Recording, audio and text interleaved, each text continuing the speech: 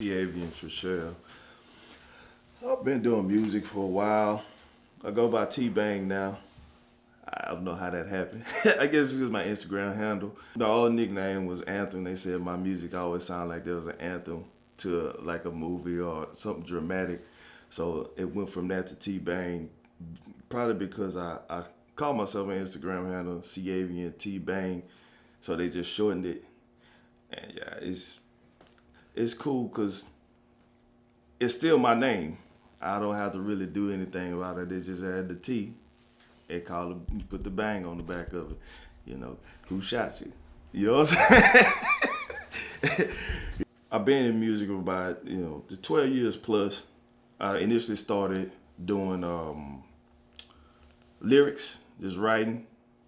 And then I had this, we used to call it Freestyle Fridays. We would go out and we record on a karaoke machine, and people said I had the coldest bars. So guys was like, we want to take you to the studio. And then after that, they was like, okay, meet me after school. I say, cool.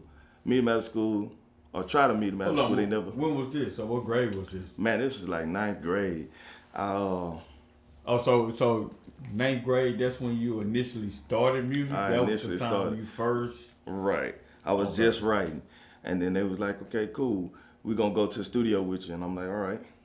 I'll wait after school. They never showed. They would constantly tell me, oh, we go after school meetings, we're going to take it to the studio. Never showed. So I was like, I got fed up. All right, you know what? I'll just go find me a program. I'm going to try to learn this myself. I started learning a little bit about mixing. Started learning a little bit about mastering. And started, working on artistry, because I didn't know a lot about all that stage presence and all of that stuff. And then I just kind of graduated. Years went by. I upgraded my sound, my equipment. I did some shows. We all done had that. You get booed off, and there's like 12 people in the crowd, and then you got 300 people, and you could get booed off too. So it don't even matter. You can forget your whole line. I done had times where I had to switch my whole song in 24 hours, and that was crazy too. That was the time that I got 300 some people, and it was just like, you acted like you forgot your lines. I actually forgot the lines because they wasn't the lines that I had 24 hours prior to. You know what I'm saying? I had to change everything up. And that was cool though, because it gives you an experience. Once you get that experience, can't nothing scare you. And that's kind of what I want to do for artists when they come through. And now I have a four-year degree in audio production. So now when an artist come through, I can show them about the stage presence. I could tell them how to say lines to make it flow easier when they recording. And I kind of make people feel at home. I don't want to make anybody nervous when they come around and record with me. Company's called Savage Touch Media. It's online. Just add a .com. And you'll be there. What's your handle? How can they find you? My handle, as far as like Instagram, my Facebook, Instagram is Seavian T-Bang, SEAVION T Bang BANG. That's pretty much where I'm at the most of the time. It's that on everything. If you go to Twitter, it's the same thing. It might be a little different for like some Snapchat, but I'm not really on it. So on the Snapchat thing, I only use that for the filters, you know what I'm saying, where you can put your letters and stuff on there, little stickers and all of that. That's really what I use that for. But all in all, I think I got a good role coming out the gate by me having all of the extensive experience that I've had, not fully related to recording. It was the stuff prior that made me as good as I am now. I don't toot my own horn. I just let other people do it. I just look at the work, listen to what I do, and I let you be the judge of what I do. And that's just me. I'm not one to be cocky or conceited, but I know the product good. I know the product good because not because I say so, because other people have said so. Yeah, man. So one thing I can say, man, we used to rock with this dude back in the Gap, man. And man, one thing, man, I don't know how to say it, but this nigga here, like when he trying to find something, he figured out. You know what I'm saying? So, hey, dude, he figured out.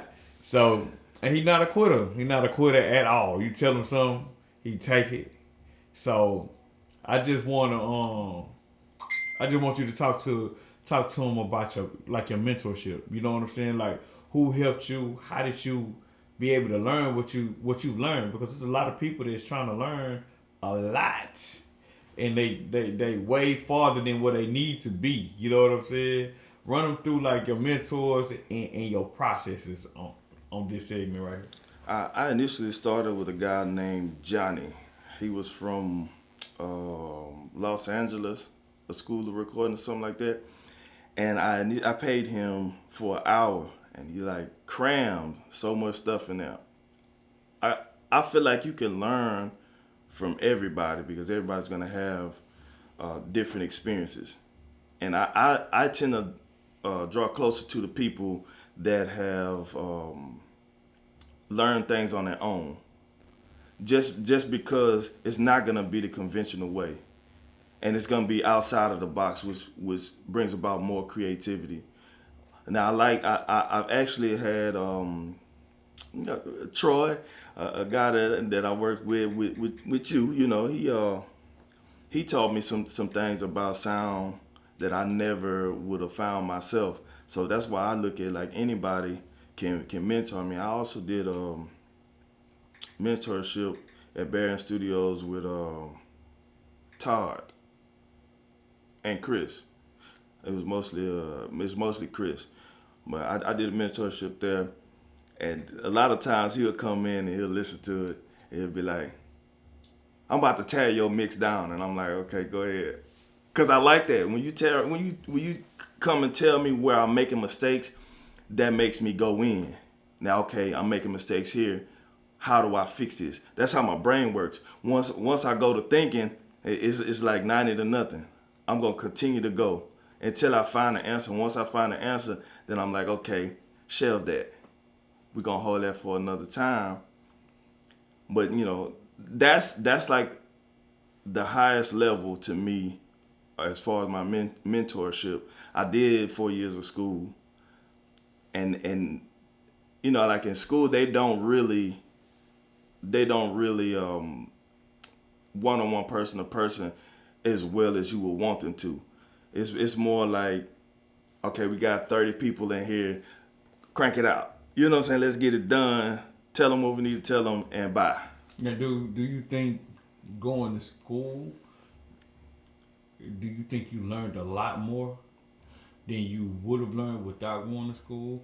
Or do you think you would have learned, because talking to you, it seemed like you may have learned a couple of things that you wouldn't have learned if you didn't go to school. Like maybe more the advanced side of stuff. Like, you know how they force you to learn theory and stuff like that. Right. And then there's a couple of little tricks that you said you probably wouldn't have never. Well, yeah, it's more so small things though. I would have expected to go to school and it'd be like big stuff, but those small things do make a drastic change to your sound when you're actually doing the music. It'll be like, you know, adding multiple channels back behind each other, running one channel through the next, and it lowers the volume. I would say like that for, you know, for people that's not really into it like that, you know. But it's the dB, the volume. It lowers the volume, and that's a way to contain things without necessarily having to throw something else to force it down. Right. So it's little stuff like that I'm grateful for learning. And you know, the music theory, you can literally jump on YouTube and figure out shortcuts for that. Okay. I'm gonna pause you there now, because I don't believe you have to go to school to get all this done. I agree, but I also do understand some people may need to be in school because it's just like a person working for themselves versus working for a job. You might can do the job, but you might can't discipline yourself to do it. Like wake up without anybody looking over you. Right. So you know what I'm saying. So do you feel like do you feel like you could have learned exactly what you right here, right where you are right now? Do you feel like you could have learned without school? Definitely. Most definitely. Most So, def I would have rather not paid 80 grand to learn those little bit of things that I learned, and I could have figured that out a little ways down the road. so you don't feel like it was worth the money at all? It wasn't worth 80 grand. I Like can say that. how much would you say it was worth? I put the 15 on there, maybe 15, 10 to 15 grand.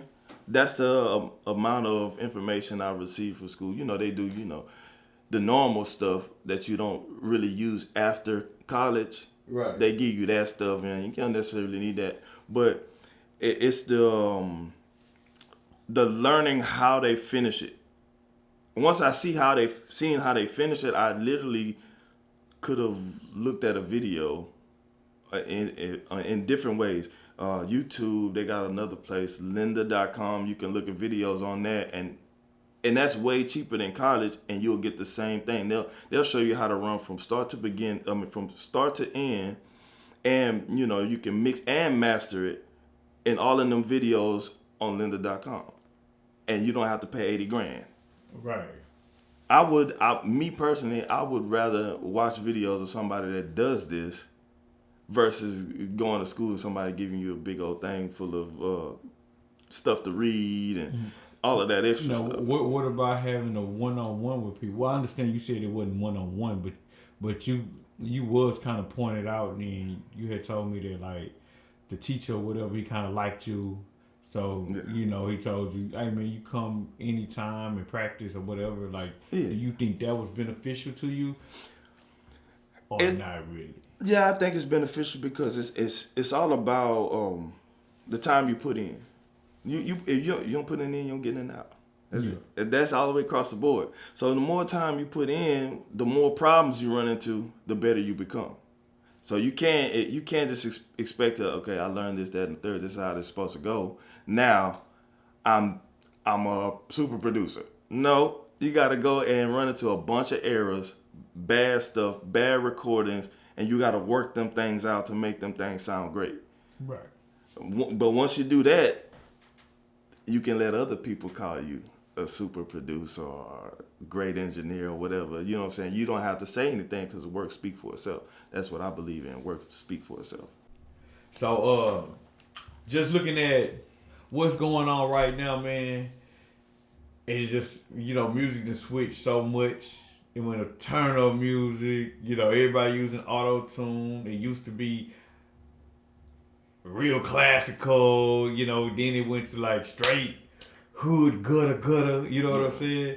But what I'm liking right now is, hip hop is really, really, really hip hop. You can use anything from orchestra or whatever. Mm-hmm. And what I can say, to me, every genre is popping. It's not no one certain genre. And you can kind of jump in any lane and do something. Like, what's your feeling on that right now? I feel like hip hop is hip hop, and that's in anything. It's always been something that you can incorporate into the next thing, rock, whatever. It's always been that way. It's just now everybody else is starting to see it as such because it was only an urban thing early on. Now is everybody else is seeing it like, okay, we got hip hop country music, we got hip hop rap music, like. Yeah. Okay. You could do whatever you want to do with hip hop, but we always had it like that. They just wasn't paying attention to it because they were told, "Oh, we listen to this type of music.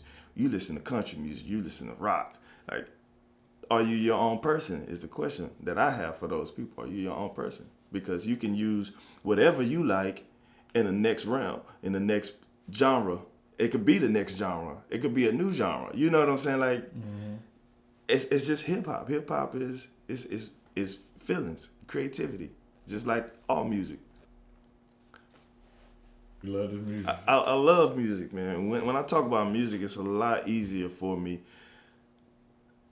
to conversate about it. Well, I came in late in the clip, but my man right here, he don't really like to be behind the camera. First, Yeah. tell him why. Tell him when you were telling me earlier. Tell him what you. I've had a lot of bad experiences with spotlight.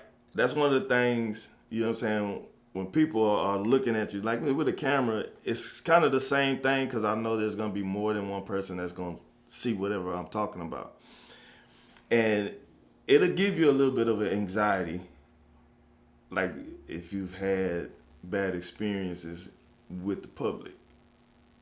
Like when you become an artist and you very first start out, and you might not have things all together. Say, for instance, if I was a singer or am a singer and I sing and I fall off a note, you get backlash kind of for that. And then when that happens, it makes you self conscious. So now when you know somebody's watching you, it gives you anxiety. But when it comes to music, I don't even care who's watching. Like I'll talk about it for hours. I just love it like that. I at one point I was just doing music just to do music. People, hey, you want to record a song? I'll do it for you. Hey, what you gonna charge? Nothing. Just come through. That's what I was doing back in the day. You know, once you graduate and you put so much into one thing, then of course you're gonna have to start paying for the quality and the experiences and all of that stuff. But music is love of mine. It's how I get past hurt. It's how I get happy. It's how I get crunk. It's how I turn up. It's how I stay lit. Like music is just a force to be reckoned with in my heart, and it touches me in all kind of genres. I can hear some country music and they talk about cornbread and chicken. You know what I'm saying? And I'm like, I like that. Cornbread and chicken is dope. That's what I eat. Cornbread is one of my favorite foods. You know what I'm saying? So like, you coming to meet me on my level, because I'm very down south on the map. You know what I'm saying? I'm from the south on the map. So it's like chicken and cornbread, that's the thing. And when you could tell me that in your dialect and your tone or however, in your music, I connect with you. And that's the thing that I like about music, because I can connect with anybody.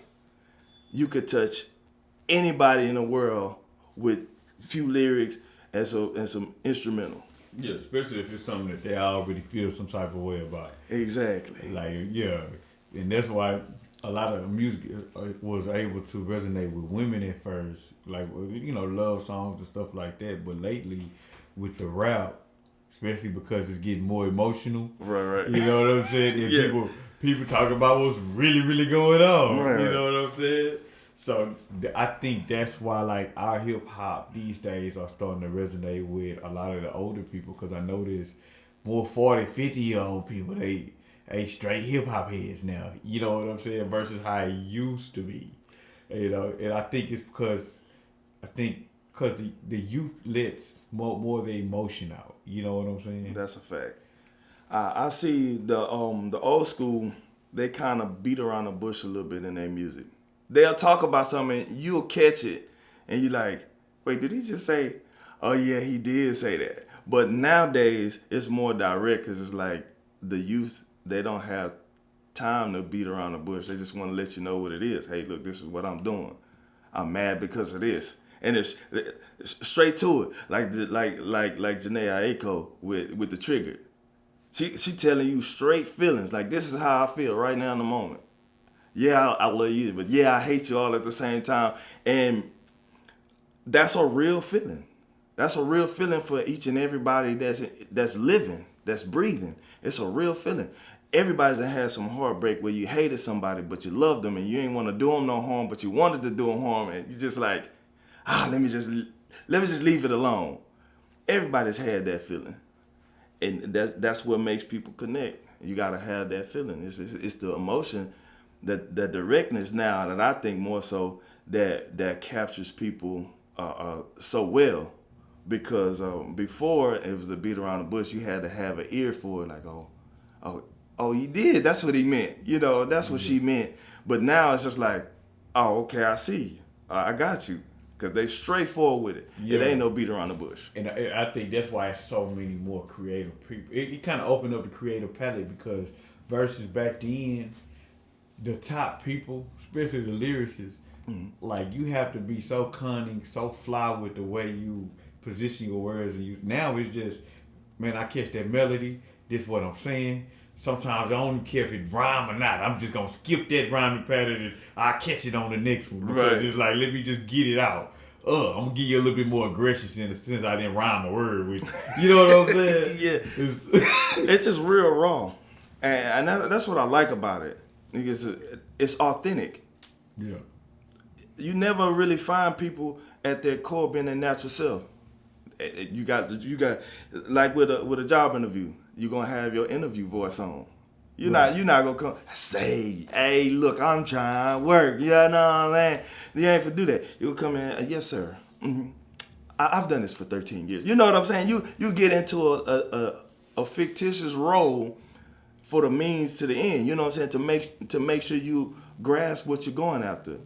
But it's like you never really see people that's in a genuine authenticity. You know what I'm saying? Like I say what I mean and I mean what I say.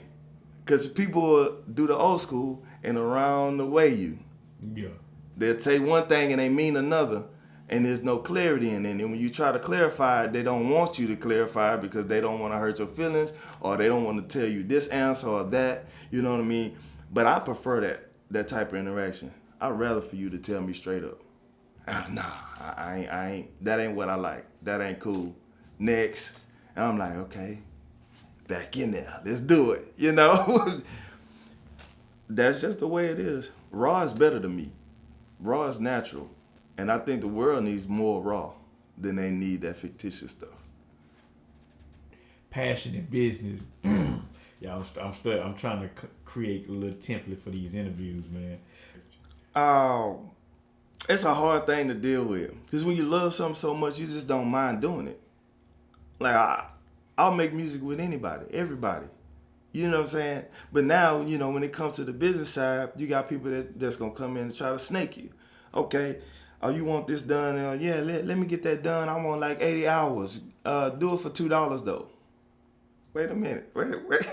How am I supposed to feed my kid, my family? Off of that's crazy. That don't make sense. Then you got people that are set appointments and they don't even show. It's like real unprofessional. But when you come in and you don't know that that's how people are, it's shocking because you come in with the mindset of, I love this music thing. I just want to make good music. And it's just a genuine thing. But when you start seeing how people respond to it, and then you got ungrateful people with it too, that you can give them a deal and work it out where, you know, it'll work out within their budget, and they'll still be ungrateful. Like, oh, you ain't really helping me, and this, that, and the third. But you got something that you could take and display for the world, and it's good quality. Like, how am I not helping you? I'm helping you. But people don't really worry about it. They just like, okay, do whatever you can for me, and it doesn't matter what's going on for you. If you need some kind of financial compensation, I don't know where you're gonna get it from. That's the mindset. I got $2. That's all I got. Can you work that? I mean, I can, but at the end of the day, this is also a business. I got lights. I got internet. I got, you know what I'm saying, rent. You want quality, right? You want an acoustically fit room. All of that come with money. And now if I'm shelling it out and I'm not getting nothing in, that's not good business sense. So that means I'm going into the negative because I love it. And you got to separate the passion from the business and say, okay, I love this thing and I don't mind doing this, but what's in it for me? What's in it for both of us? I don't just want to win. I want both parties to win. But it's like most people come in with a selfish mentality. And that's where they try to leave it at. Like, it doesn't matter what you need. It doesn't matter. I just get what I need done and I'm out of here. Yeah. And I don't think that's cool. It's not because I'm money hungry or nothing like that. I've always had money. I've always had things. So that's nothing to me. What matters most to me is the relationship. But So what you saying is basically it's more or less a respect thing. And you know what I'm exactly, saying? And if you really don't feel like, because you know we run into this all the time as creators, especially when you're trying to convert to a business from actually having a hobby to right, making it a business. right, It's like a lot of people look at you when you trying to turn it into a business. They're like, man, he be tripping, he be snapping, he this and that. But no, it's just that it's more of a respect thing. And it's like, if you know you didn't have the money at first, why did you book this appointment? right, If you did this, why did you such a? Oh, now when I go to him, he made me pay a deposit. Well, check me out. If you was already gonna pay me the money, why not just give me a quarter of it up? You know what I'm right, saying? right. That let me know you're serious. That's even with my friends. You Right. know what I'm saying? Like if you my friend, you know, boom, hey man, this is just my process. It ain't no big deal. Right, You know what I'm saying? Because the way I look at it is, if you was gonna show up that day and pay this 350, 400, whatever for the session, mm-hmm, you could have dropped $125 deposit. right, Bam, that's gonna lock you in. That's the only way you're gonna get locked in. right, Now, if you pop up at the studio and somebody else in the session, you big mad. right. You know what I'm saying? Right. So, I had that done too. A person goes, "Oh, I'm gonna come through," and I got a whole video shoot going on in there. Then they get here and like, "Oh, you made me drive way over here," and I'm like, "I didn't make you drive anywhere. You chose to drive over here thinking you was just gonna walk in. You set appointments for a reason, so you'll know what time you're supposed to be there, and it's gonna be available for you. But when you don't set an appointment and you just try to show up, that's on you." now, what about, like, have you had any business partners or anybody, like, how has that role been? Like, people, I know you said a lot of people that tried to back you on a lot of stuff because they like your skills. Mhm. You know, like, run us through, like, their process. What happened?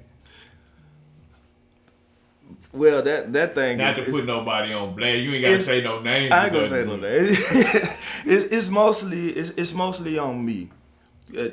For me, it's a first business for me, and it's what I want to make my legacy for me and my future children. You know what I'm saying? So it's like I wanted just to create something that was wholeheartedly mine in order to pass down. Because I don't want to have another person to come in and just take control over or something happen to me, and then my son or any other kids that I have are just left out in the cold. Because people will do that. I actually had a person that I was going to go in business with as far as they needed an engineer. And I had the experience and the degree and all of that. And this guy basically told me that he wanted me to work out of his room, not his whole studio, but a room, and then he wanted to split profit with me, who was doing all of the work. To me, and I told the guy, I was like, that would be detrimental to my business. I'm fixing to split profit for you, and I'm doing all of the work. How about maybe I just give you a discount on services, you're gonna keep coming back, and then we just do it like that. I make my private, and you would charge whatever you want to charge, however you want to do that. You know what I'm saying? But you pay me my price. And that makes sense to me, but I didn't see we splitting the profit. So like basically, if I charge $50 an hour, I get 25, and I pay him 25 for being in his room. Yeah. Okay, I got You see what I'm saying? Yeah. I got a whole place myself. Like, why don't you just come here, book the session? I could drop you a discount, and then we could work it like that. But he was on some slithery stuff. He was trying to snake me, and I caught on because I know I look a little hood and funny, but I'm a really intellectual. Like, I think about things, and I research business stuff, financials, and all of that. I try to figure out that stuff So when I do come across these people, I can protect myself. And that's one of the things that I also want to be able to do for people that come in to work with me. Not only like a partnership, but I'm saying like the clients. I want to be able to, lace them up on how they can protect themselves from these people that's out here trying to shark them. Cause they'll go after a 360 deal real quick because they want fame, and then they won't find out until later that they get 10%. You know what I'm saying? Now, they get a check, of course, but then they locked in for 9 years, and they got to do 7 albums. You know what I'm saying? The company done made 700% on you. That don't make sense. You know what I'm saying? You only get 10% of the 700. And I think I'm with you because as you get older and you start looking back, and you start wondering why, like, okay, man, this dude was going hard as hell for the first 2-3 albums. Mm-hmm. That fourth album, like, what the hell happened? Exactly. And then now you get older, like, he was just running through the motions, or he just needed some extra money, or you know what I'm saying? It's like, you know what you could see it, especially in certain rappers. Like, you could see it, like, he just did that just to do it. Right. Like, to fulfill an obligation. That's exactly what it is. That's the decline in most artists. They start out hot because it's what they want to do. Then when they find out that they signed a bad deal, you see the decline in their music. It becomes more and more trash. I ain't gonna say trash. Let's not say trash. But it Less becomes dedication. less than what they were from the jump. I view music as, you always get better unless your emotions are attached to something that's bad. Right. Because once you see how that contract is written out and you actually make sense of it, you're like, oh man, why did I sign this? Now that's gonna translate to your music. Well, I mean, I'm all for no record deals, right? Right. But I also am for it with lazy people, right? Because you got a lot of people that think they, like, once you become a superstar, you got to think about it. Okay, without this record deal, depending on the person's drive, certain people, just to be honest, certain people wouldn't have been able to make it to the place where they were. You feel me? I get that. So, because certain people just, they don't have the drive to get, like right now, once you a millionaire, you can get on video every day, get on Facebook, Instagram, this, that, because you've already made it. Right. You know what I'm saying? Mm-hmm. So, that's how I feel about it. But go ahead. I understand that, but then on the other, in the other token, it's to me, I feel like even if you're lazy, you can put yourself around people that aren't. If there's people that believe in you, and they're movers and shakers, and they got the gift of gab, they talk. All you have to do is set yourself around them. Man, you may not be able to pay them up front, but you could put down on paperwork, okay, if you do this for me, I got, this much for how many hours. You just log the hours, and then once you get to the money, you hit them back. You got to work on trust with that. But after that's done, with the movers and shakers, they gonna go to different places. They like to be in the clubs. They like to be, at the bars. And when you go there, if they got flyers, they could just drop them on cars, or they can hand out cards or whatever. But at the end of the day, with that done, you can still be a person that's not one to go out here and do all of that yourself, as long as you are smart enough to have people that enjoy doing that type of thing. And some people do it just because they believe in you. Some people do it just because, they're going to be associated with you in the future. Oh, yeah, because of this person, this is why I made it. This is why I am who I am. You know what I mean? These my day ones, this and that's why you hear that in interviews, because those people have looked out for them, and they wasn't really their movers and shakers themselves. They had people set around them to do so. And you can still make it, I believe, without having to deal with a record label And of course, it's faster that way, but when you get it from the mud, you got the true fans, and they're not just bandwagoners. And you could do like Nipsey Hussle, and you could sell each CD for $100. The true fans will still make big money. You don't necessarily have to have the reach of a record label. That's dying anyway because of Instagram and Twitter and all of that stuff. Now all you gotta do is get people that's fancy with the computer. They can make flyers or whatnot or whatever, and shoot little small videos from their iPhones or whatever, and then you got the same case scenario. You got a street team basically, like the big industry, and that's that.